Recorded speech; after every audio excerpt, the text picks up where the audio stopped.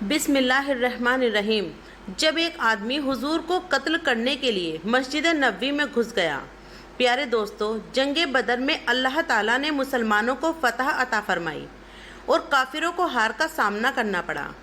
اس جنگ کے بعد قبیلہ قریش کی ہر طرف تھو تھو ہونے لگی اور ان کی زندگی دوبھر ہو گئی۔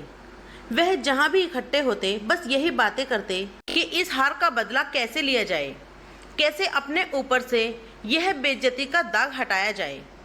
جنگ بدر کو ابھی تھوڑے دن ہی گزرے تھے کہ مکہ مکرمہ میں کعبہ شریف کے پاس دو شخص بیٹھے ہوئے تھے اور ایک بہت برا منصوبہ بنا رہے تھے۔ وہ یہ پلاننگ کر رہے تھے کہ پیارے نبی صلی اللہ علیہ وسلم کو دھوکے سے قتل کر دیا جائے۔ ان دو شخص میں ایک صفوان بن امیہ تھا۔ یہ امیہ بن خلفہ کا لڑکا تھا جو کہ حضرت بلال کا سردار تھا اور اسے طرح طرح کی تکلیفیں دیتا تھا، اور دوسرا آدمی صفوان کا چچا زاد بھائی عمیر بن وہب تھا۔ اس کا بیٹا بدر میں قید ہو گیا تھا اور وہ ابھی مسلمانوں کی قید میں ہی تھا۔ بدر میں قتل ہونے والے لوگوں کا ذکر کرتے ہوئے صفوان نے کہا، اللہ کی قسم، ان بزرگوں کے دنیا چھوڑ جانے کے بعد اب جینے میں کوئی مزہ نہیں۔ عمیر بن وہب نے کہا، اللہ کی قسم، تم نے سچ کہا۔ باخدا اگر میرے اوپر قرض نہ ہوتا تو مجھ سے ادا نہیں ہو پا رہا تھا، اور میرے گھر والوں کی ذمہ داری مجھ پر نہ ہوتی، جس کے بارے میں مجھے ڈر ہے کہ میرے بعد وہ برباد ہو جائیں گے، تو میں سوار ہو کر محمد کے پاس پہنچتا اور انہیں ختم کر دیتا، کیونکہ میرے پاس مسلمانوں تک پہنچنے کا ایک بہانہ بھی ہے کہ میرا بیٹا ان کی قید میں ہے۔ عمیر کی یہ بات سن کر صفوان نے کہا، تم واقعی یہ کارنامہ انجام دے سکتے ہو؟ عمیر بن وہب نے کہا، ہاں بالکل، کیوں نہیں، بس میرا قرض اور میرے بچوں کی ذمہ داری کوئی لے لے۔ صفوان نے کہا، تم اس کی فکر نہ کرو، یہ بڑی معمولی سی بات ہے، میں قرض اور بچوں کی دیکھ بھال کی پوری ذمہ داری لیتا ہوں، بس تم یہ کام کر دو۔ اور ہاں دیکھو، یہ نہایتی رازداری سے کرنے کا کام ہے۔ زمین پر اس منصوبے کا میرے اور تمہارے علاوہ کسی کو علم نہیں ہونا چاہیے۔ عمیر بن وہب نے کہا، بالکل، یہ راج ہی رہے گا، تم فکر نہ کرو۔ صفوان بولا، اچھا تو پھر ہاتھ ملاؤ اور وعدہ کرو کہ اس بات کا علم کسی کو نہ ہوگا۔ عمیر نے وعدہ کیا کہ یہ بات کسی کو بھی معلوم نہ ہوگی اور یہ ہمارے درمیان راز رہے گا۔ اس کے بعد دونوں اپنے اپنے گھر آ گئے۔ صفوان گھر آیا تو اس نے اپنی تلوار میان سے نکالی اور پھر اسے خوب تیز کیا۔ تیز کرنے کے بعد زہر میں بجھایا اور دل ہی دل میں خوش ہوا کہ اس تلوار سے میرے والد کے قتل کا بدلہ لیا جائے گا۔ پھر ایک دن اس نے اپنی زہر میں بجھی تلوار عمیر کے حوالے کر دی اور اسے کہا کہ جلد سے جلد مدینہ جائیں۔ آخر کار عمیر مدینہ منورہ کی طرف روانہ ہو گیا۔ یہ وہ وقت تھا جب مکہ کے گھر گھر میں بدر کا ہی قصہ زبانوں پر رہتا تھا۔ صفوان لوگوں سے کہتا رہا کہ چند دن کی بات ہے، بس ایک ایسی خبر سناؤں گا کہ تم لوگ بدر کا غم بھول جاؤ گے۔ عمیر بن وہب مدینہ منورہ پہنچا تو مسجد نبوی کے سامنے اپنی اونٹنی بٹھائی۔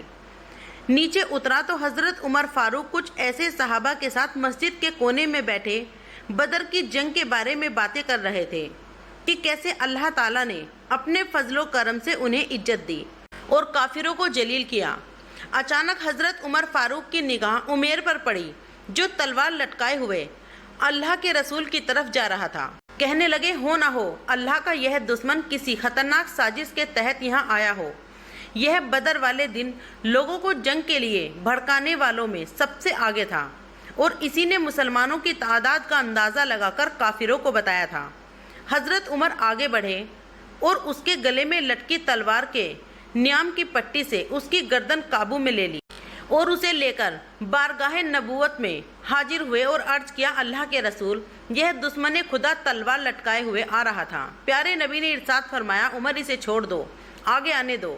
حضرت عمر نے صحابہ سے کہا، تم اللہ کے رسول کے پاس ہی رہنا اور اس خبیث پر نگاہیں رکھنا، یہ نہایتی خطرناک آدمی ہے۔ پیارے نبی نے فرمایا، عمیر میرے قریب آؤ، اور وہ قریب آیا تو ارشاد ہوا، ہاں عمیر بتاؤ کیسے آنا ہوا؟ اس نے کہا، میں اپنے قیدی بیٹے کا حال معلوم کرنے آیا ہوں، مہربانی کر کے اس کے بارے میں احسان فرمائیے۔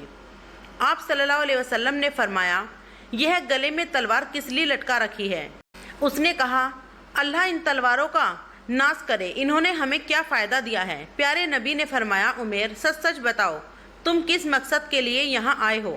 کہنے لگا سچ کہتا ہوں، میں صرف اسی قید کے لیے آیا ہوں۔